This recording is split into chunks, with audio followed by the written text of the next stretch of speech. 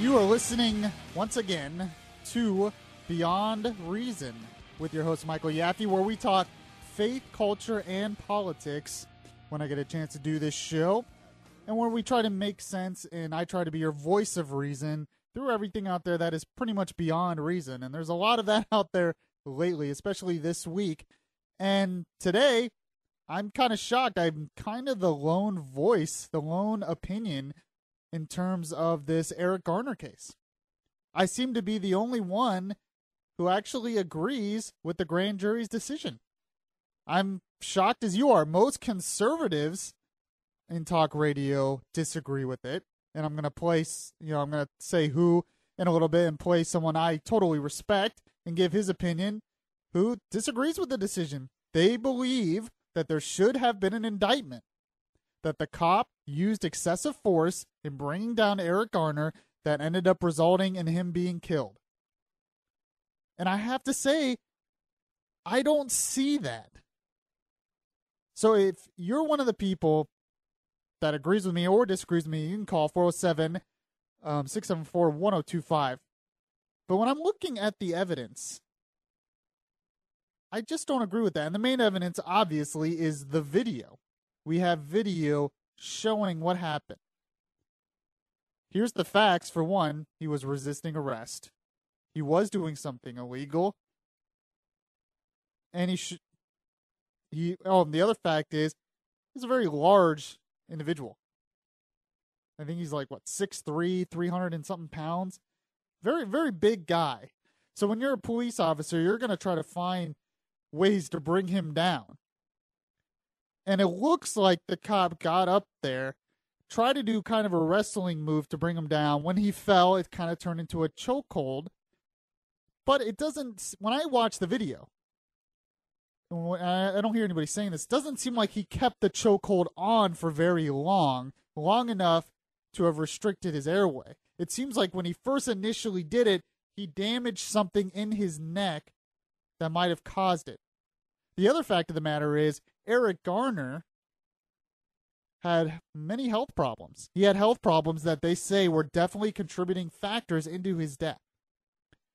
So, and I put a comment on Facebook, on my Facebook page, saying basically what I just told you now. And I have a lot of people saying, well, at least should have been, even if it was an accident, which obviously it was. That's another fact. It's obvious that the cop did not intend to kill Eric Garner. That's an obvious fact. But even if they're saying, even if it was an accident, it should have been negligent homicide. But I don't think you can charge a cop who's just trying to subdue someone in a way with that charge. I don't know if you can do that. I think the charge that they were looking for possibly was excessive force. So the argument is, was it excessive force? And this is the question that I have to ask you about this. Watching the video, if Eric Garner did not die, would you feel the same way that it was excessive force? I bet most of you out there would not. If he did not die, because I think most people in that situation would not have died from that chokehold. The reason he died was because of other health issues that he had. So I want to ask you, if he did not die, would you have thought it was excessive force? 407-674-1025. I want you to tell me honestly. It seems like we live in a world where we don't even believe our eyes anymore. No, there's a lot of the 9/11 truthers out there. We saw with our own eyes what happened on 9/11, what caused those buildings to go down. And there's people who don't even believe their own eyes. Oh, they see it, but nope, that's not what happened. There was explosives inside. We saw it. So in this video, we see what happened. We see he's resisting arrest. We see a lot of cops there. So obviously this wasn't something that happened very fast. They're trying to get him. They're trying to subdue him. And they felt that was the best way to get down a very large individual. And it seems obvious that race was not involved either. That race was not the main issue here either. I think the main issue was he was a very large person. So they're trying to figure out how to do that. So the other question I have, the first question that I want you to answer, is if Eric Garner did not die, would this be an issue? And would you see it as excessive force? Me, no. Other question. If he was tasered and killed, would it be seen as excessive force? Would it be seen as negligent homicide? For some reason, I can't say the word negligent, but whatever. Negligent homicide. Would you see it if he was tasered and killed? That happens. No, it would be seen as the cop trying to do his job, and it was an unfortunate accident, an unfortunate tragedy that he happened to die from it. That's what I see when I see the video. And by the way, like I said before, I am the lone voice in this. Most people, even on my side of the aisle, completely disagree with that. So I want you to watch, you have to go back and watch the video. It's on YouTube. It's everywhere. You can find it. But watch the video and be honest with yourself. I had to be honest with myself and seeing. And my other issue is, why can't something just be an accident or a tragedy? Why can't it just be an accident or a tragedy? We say we want justice. Sometimes it's not about justice. Sometimes it's just a tragedy. It's like when a car is going down the highway and the tire explodes, for some reason. Maybe there was a rock in the road and that car swerves and hits another car and the other person in the other car dies. Most people would say that's just an accident. It's just a tragedy. It just happened. But there's always those people that say, oh, we have to sue the car manufacturer. Oh, we have to sue the tire company. That seems to be our initial reaction. Oh, someone has to pay. Why? Calm down for a sec and see. Maybe this was just an accident. And as I said before, the facts are this cop did not intend to kill him. The facts are this guy, was arrested numerous times. He was doing something illegal. And I don't think it had anything to do with his race. It seems more that it has to do with the fact that the police force was told by the local New York government to crack down on people selling cigarettes in the black market of cigarettes, because cigarettes are way too expensive there now because of huge taxes. New York getting concerned, they don't want to lose their tax money, telling them, hey, we need to go after and be tough on these guys. So they go after and be tough on these guys, and, this is what happens. And this cop was just trying to do his job. There's no evidence outside of the fact that he was just trying to do his job. And when you have a dangerous job, when you have a tense situation like that, tragedies can happen. But is our initial reaction every time going to be throw him in jail? When I watch the video, I don't see that. I don't see that he should have been indicted. Now, because I'm fair, by the way, if you're just tuning in, this is Beyond Reason with your host, Michael Yaffee. I also produce the Bud Henniger Live Morning Show on this station, 6 a.m. to 9 a.m. If you tune in tomorrow morning, we're going to cover the Orion launch, which I'm really excited about. It was unfortunate that we could not get to it this morning. They had to scrub the launch, so we'll cover it tomorrow morning. So we'll get to that. By the way, if you agree or disagree with me, 407-674-1025. Now, I want to play someone I respect very much. Andrew Napolitano. He's a Fox judicial analyst. He's a former judge himself. Very intelligent guy. I usually agree with him 99% of the time. He disagrees with me on this. He thinks it's a tragedy that there was not an indictment of Eric Garner. He thinks it's a tragedy. So here is his opinion, just to give the other side's opinion.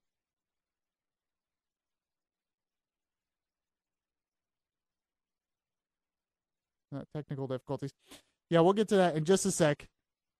My thoughts are that this ought to have been an indictment, and it ought to have been an indictment for some form of manslaughter. It's not first-degree murder, it's not second-degree murder, but it's certainly reckless manslaughter because of the excessive use of deadly force on a person who posed no serious or material threat to the police.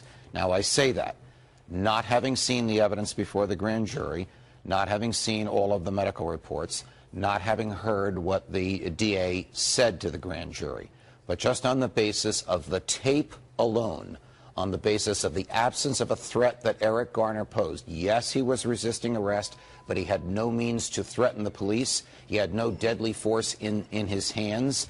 This is not a case like in Ferguson where there was a struggle for the gun and the police ended up with the gun rather than the other person. This is a case of a poor, sorry individual doing nothing more than selling untaxed cigarettes, and as a result of government intervention, he's dead. So, I mean, and what he said makes a lot of sense. I will say the dirty little secret on this, I think, is a lot of conservatives they want to throw the black community a bone, so to speak. They don't want to be called racist anymore, and they see this as an opportunity to do that. Subconsciously, I think that's what's going on. Because I think if we're honest with ourselves, this is not... the grand jury made the right decision. Now, it's just my opinion. Obviously, Andrew Napolitano is a lot smarter than me. He's been in the court system, so maybe he knows a lot better than me, and that's why I played his opinion. So, I now want your opinion. What do you think about this lack of indictment? And I have a call right now. If you want to call, 407-674-1025. Talking to Eddie in Orlando. Hey, Eddie, how's it going? Welcome to Beyond Reason. Hey, thanks for having me, Yaffee. How are you doing today? I'm good. I'm just glad you called. All right. Well, one thing. I don't think it's a race issue. I think we're living in a police state, and to me, that's the main issue at hand. While not every cop is, a bad cop, and that's what happens. Bad cops are the ones that get the limelight. He unfortunately did commit an act that was against policy, which is a chokehold. Now, I heard you say earlier that he didn't have the chokehold wrong. If you ever Googled a chokehold and done correctly, you can make someone pass out in less than 5 seconds, Yaffee. Yeah. Because, there's a reason why... Well, and I agree that it was definitely against policy. Now, it wasn't illegal. It was against policy, but it wasn't illegal. It wasn't illegal, but he should still be reprimanded by the police department for doing... Somebody died because of his actions. What is illegal is that because of his actions, somebody died. Eddie, I actually agree with you. And that was a comment. I'm glad you brought that up. Thanks, Eddie, for calling. I actually agree with you. I was merely saying that I meant to bring this up earlier. I do think what he did was inappropriate, and it was against policy. And maybe he should have been reprimanded by the police department, a suspension, expulsion, stuff like that, without pay or something like that. But what we're talking about here is an indictment to make him a criminal, to go to trial. That's where I disagree with this. What he did was inappropriate, but you can't indict someone based on inappropriateness. And I don't want to indict the guy. Yes, he should have been disciplined by the police officer if he did something kind of out of sorts, but he didn't do anything illegal, and I think the reason he did it is because this is a very large individual. And they're trying to bring him down. And when we see it, it just doesn't seem like this very unreasonable situation where it's a white, angry cop trying to kill a black guy. It just doesn't seem like that when you watch the video. It seems like a tragic accident when a cop tried to arrest someone who was breaking the law. I have a lot more calls on this, so we're going to get to those calls soon. Dusty, Susan, Keith, stay in the line. And I also want to have an honest conversation. Since we're on this subject, I also want to have an honest conversation about race. An honest conversation about race relations, because, it's often white versus black, whatever. We need to get to the core of what's causing this issue. And I'm going to get to the core of what's causing this issue and be your voice of reason next here on 102.5 WFLA.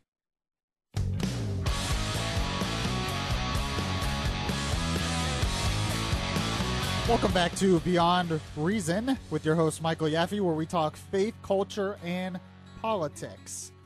I have some calls on them. I've been talking about the Eric Garner case. Of course, that is the big story of the day, and the lack of indictment of the police officer who put him in a chokehold and killed him trying to subdue him.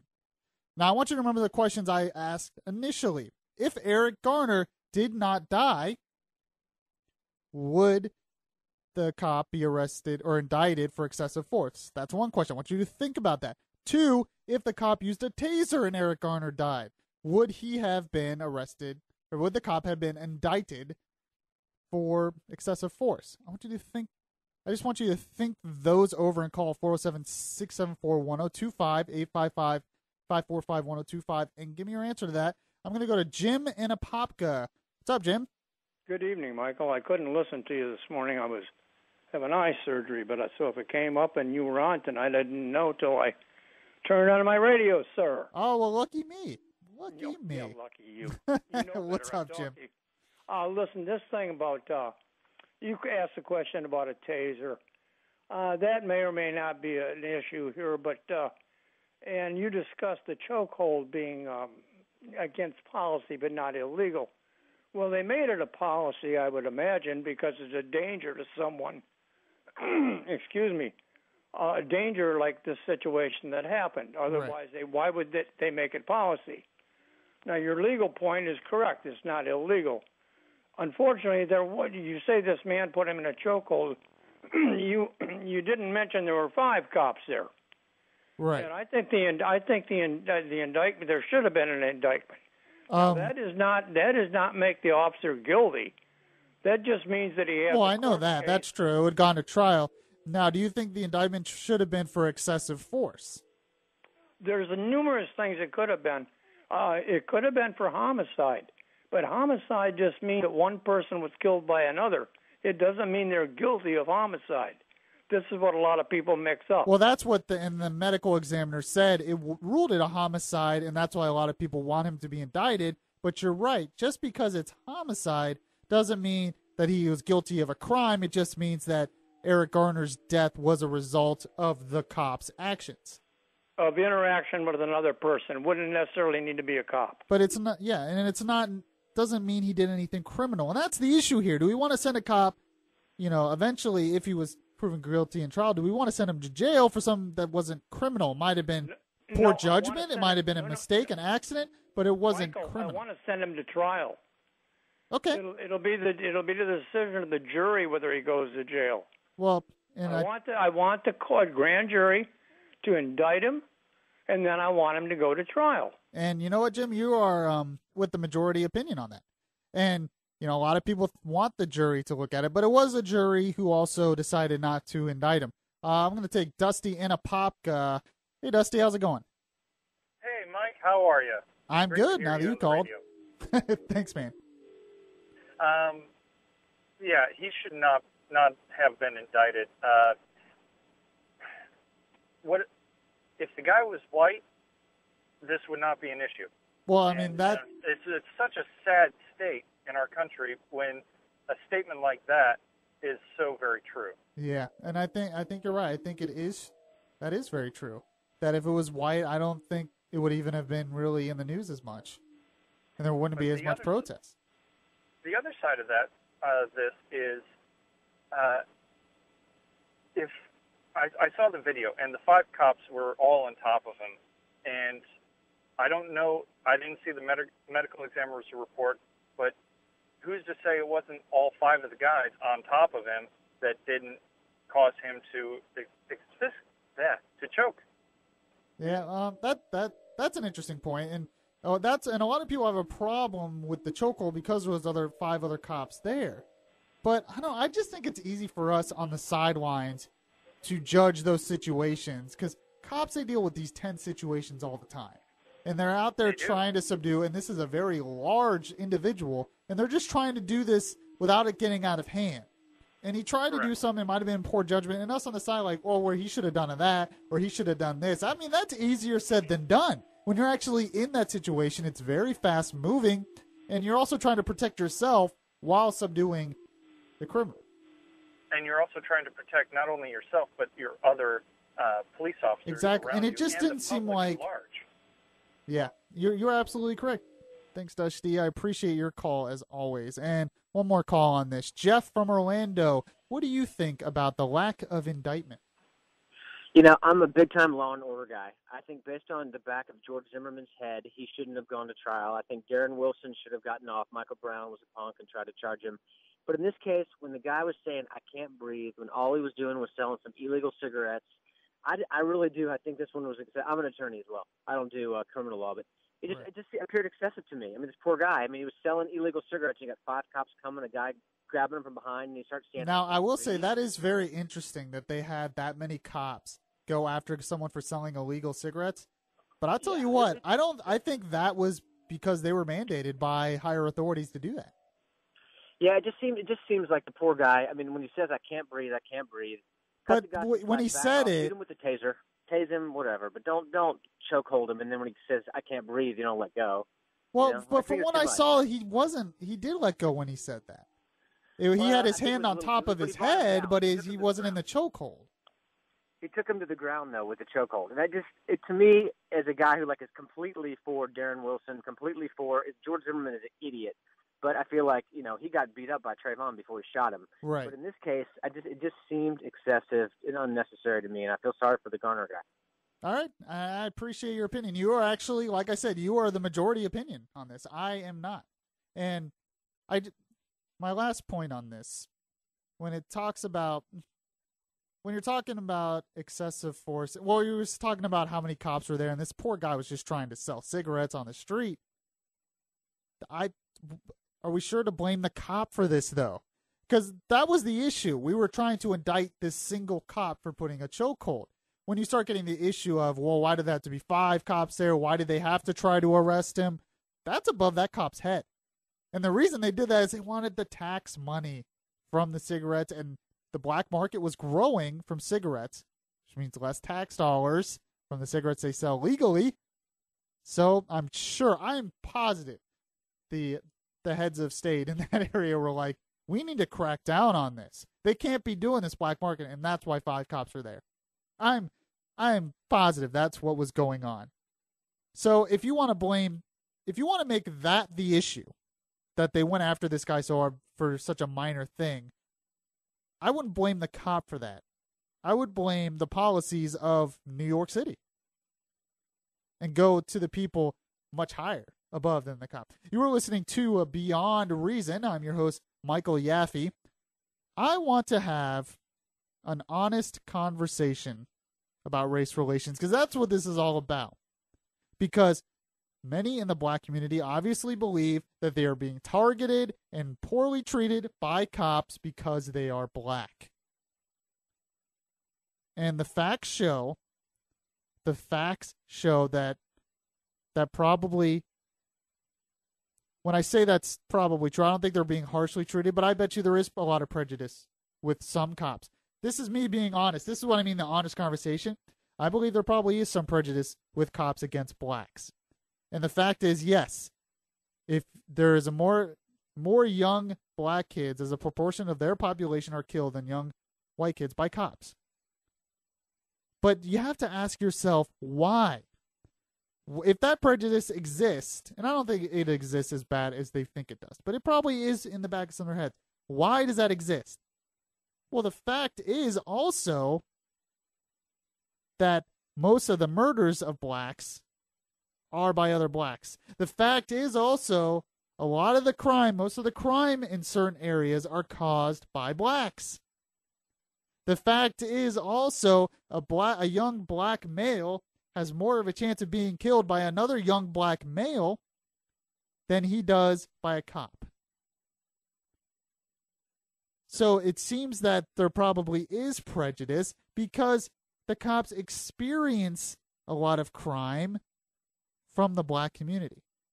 That's just the honest debate here that I'm trying to make, the honest point that I'm trying to make here.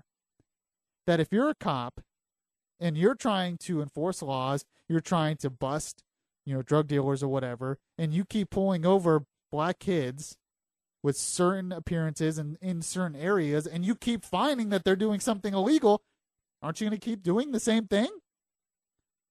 It's just common sense. It's the honest debate. But why? My question is, why is there more crime in black communities? Why? Why does that exist? If that's true and that prejudice exists, why? Because scientifically, racism is stupid.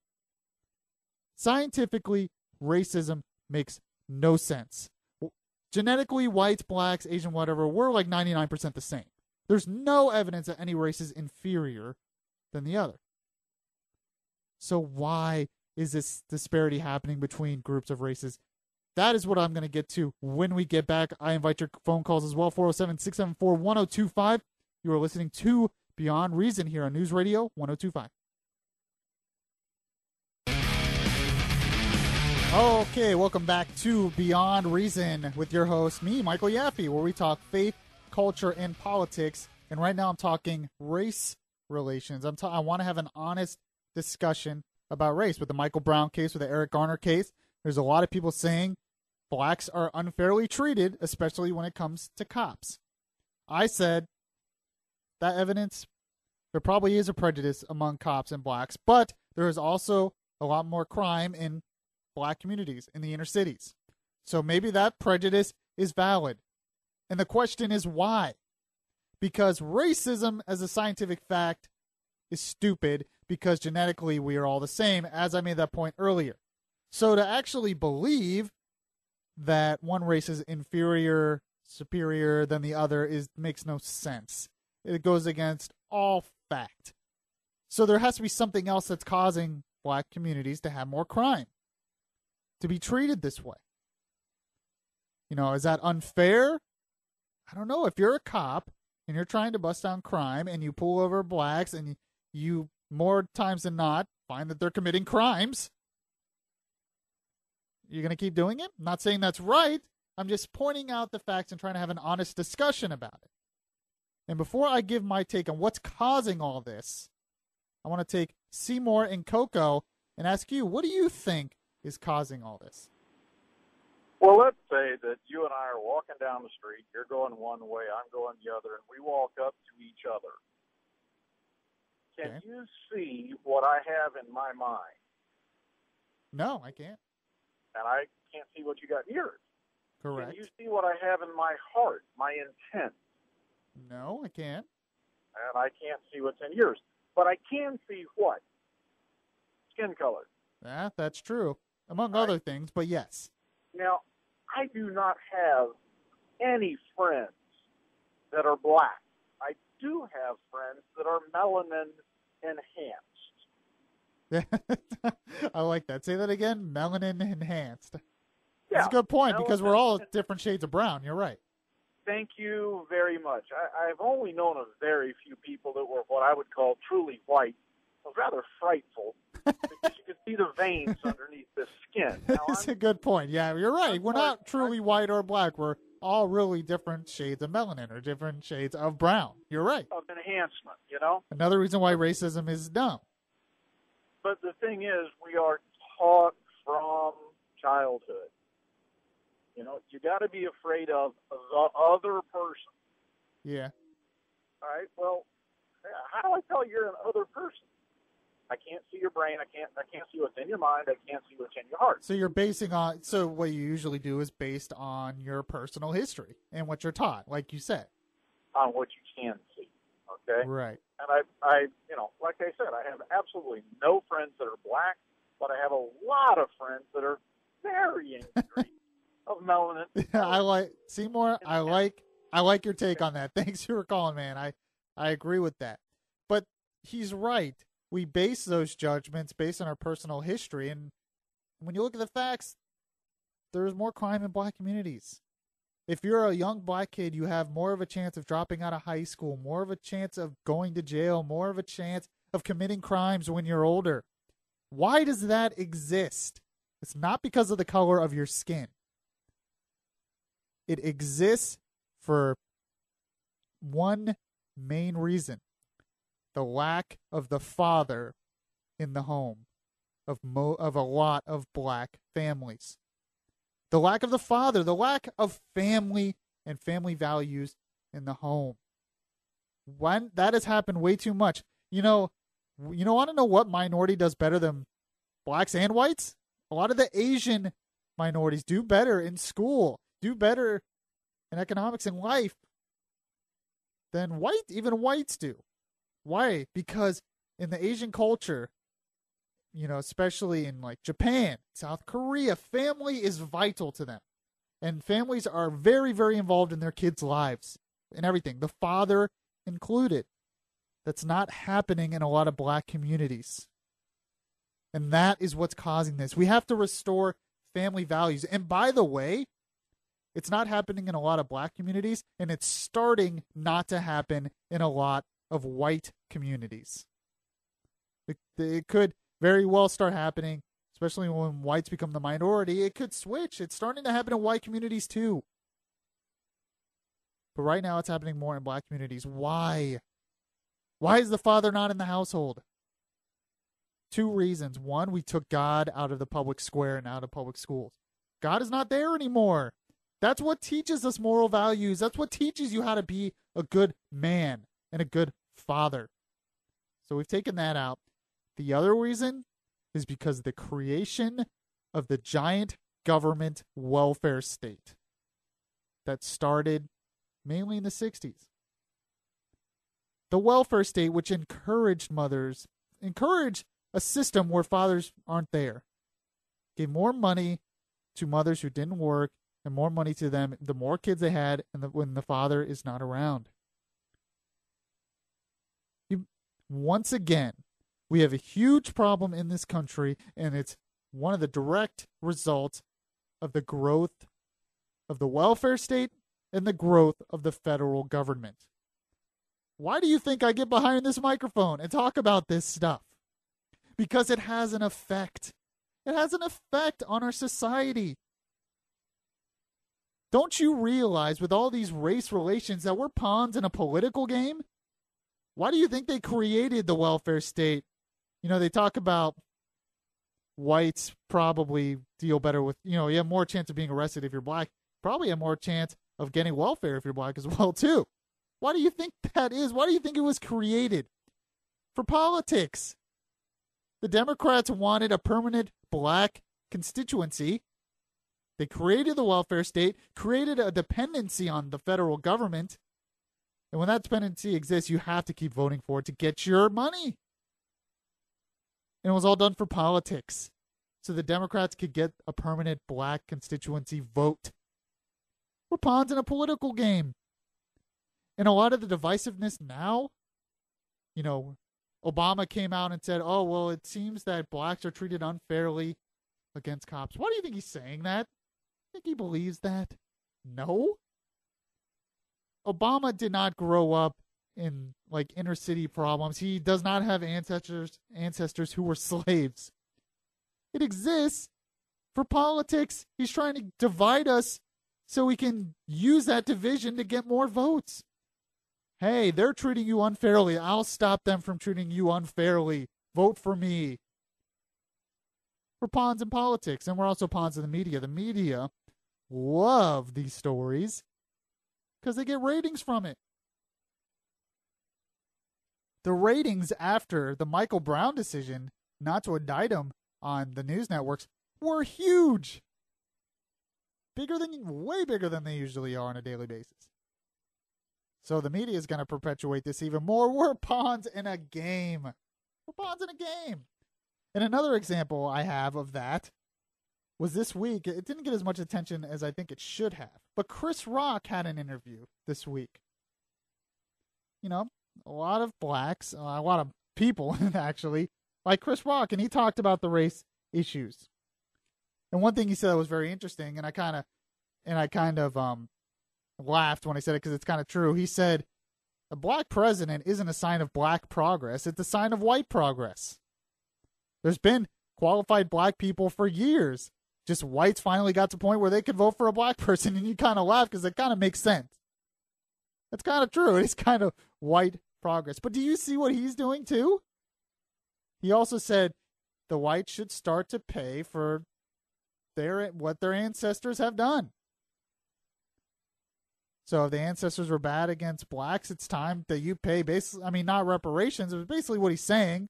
Not physically money, but you start giving, being more fair to blacks or whatever. I don't know how to put it. Giving all these extra benefits to blacks because your ancestors. Start to pay for what your ancestors did. He's kind of stirring up black revenge there. But you know who my ancestors were? I'm white now, but my ancestors were Polish Jews who escaped Nazi Germany. So should I pay for my ancestors? My ancestors weren't a part of the slavery thing in America. So when you talk about the white ancestors should pay, which whites and which ancestors? And you talk about, Chris Rock has often hated the Constitution because it didn't get rid of slavery. And he hates American history. And he thinks whites were bad because of slavery. You realize slavery was illegal in half this country for most of its history. So what if your ancestors were whites that were against slavery? What if my ancestor was John Adams, James Madison, all against slavery, Alexander Hamilton, all against slavery? Should I pay for their mistakes? They didn't have them. So which whites are you talking about, Chris Rock? You see what he's doing? Instead of making progress, when he talks about white progress, black progress, an American president, a black president is a sign of white progress. No, it's a sign of American progress. Stop dividing us based on black and white. We're all melanin, or whatever that guy said. We're all shades of brown, really, but we're all individuals. And when Chris Rock does this, you know why Chris Rock does that? Because he knows people like me will talk about it. Because it gets attention. The politicians talk about it because it gets attention. And instead of instead of an honest debate at how we fix the problem, which is the lack of family in the black community and the giant growth of government in the 60s, instead of addressing the real problem, we're fighting over the effects. We're fighting over the little things outside of it.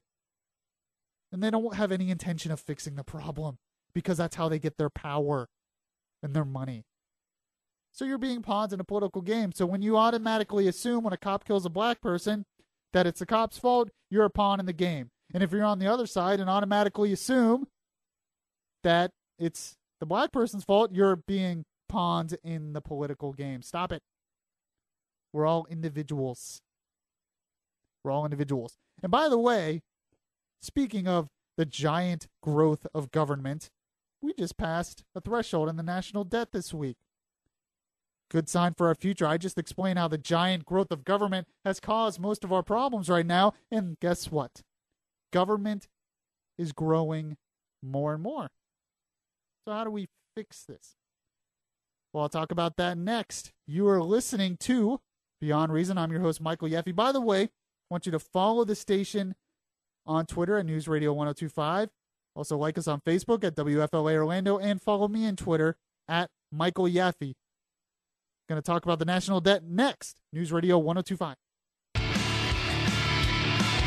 everybody. You're listening to Beyond Reason with your host, me, Michael Yaffee. I'm also the producer of Bud Hettinger Live on this station, 6 a.m. to 9 a.m. Tomorrow morning, we're going to cover the launch of Orion. Hopefully, it does launch tomorrow, as it did not launch this morning. So we'll cover that. So make sure to tune in, take your radios outside, and watch the launch with us. Should be interesting. By the way, I'm just on a side note, I'm really excited about movies next year. I know you're all like, get to the hard news, but is anyone else as excited as I am? You have Jurassic World, Star Wars, the new Star Wars movie, the new Terminator movie, the new Avengers movie. I just love movies. They released the new Terminator trailer today for the new Terminator movie coming out next year. They released the trailer today for Terminator Genesis. Looks kind of interesting. I'm a little upset that Christian Bale didn't play John Connor again. A lot of people didn't like Terminator Salvation. I loved that movie. I thought it was great. I thought Christian Bale did a good job. So maybe I'm the lone wolf on that, like I was with the Eric Garner case. I don't know. But before the break, I was talking about how the giant growth of government and the welfare state has destroyed the black family. It's destroying this country. And yet, this week, the debt reached $18 trillion for the first time ever. $18 trillion, and it keeps going up. Yeah, they've cut some of the deficit, but the debt keeps going up. The interest on our debt's going to keep going up. And that means the government's going to keep growing and be more involved in our lives. And obviously, the only solution, the Democrats think the solution is raise taxes. Eventually, that's going to hurt the economy and grow government more. We don't want to just cut the debt. We want to stop the growth of government because, as I explained before, the growth of government is hurting us in more ways than just economically. It's killing us.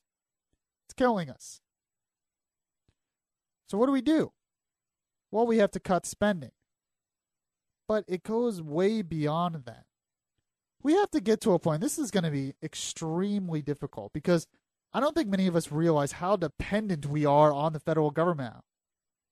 The local and state governments get millions and billions of dollars each year from the federal government, from grants.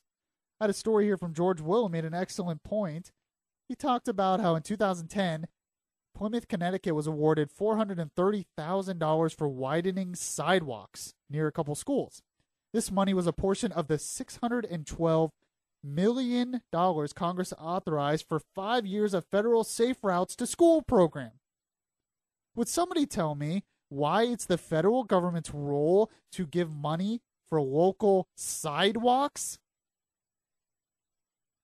He talks about how this spending on local grants to states and local governments in 1970 was $24 billion, around that. Now, in 2015, it's going to be an estimated $640 billion going to these pet projects. And all that's doing is wasting Congress's time instead of dealing with national issues. But it's making the local governments more dependent on the federal government. And it's just growing and just growing. And they need that money more.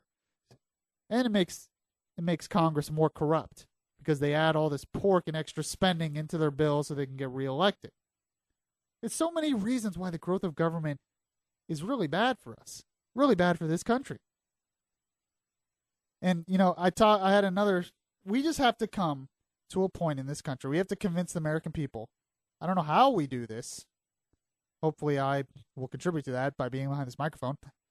We have to convince the American people that what the true role of the federal government is and why that's better for this country. Just like I talked about how small, limited government would help the local black communities, maybe restore family back in this country. There's many other things it would help as well. We have to stop thinking it's the government's job to do all this stuff like widen sidewalks. Why is it the government's role, especially the federal government? But now we think it's the government's role to do that. We think it's the government's role to provide us health care. There was a new regulations passed by the FDA in the past year, which requires all these restaurants to have calorie counts on all their food so that people can see it. Calorie counts. Why?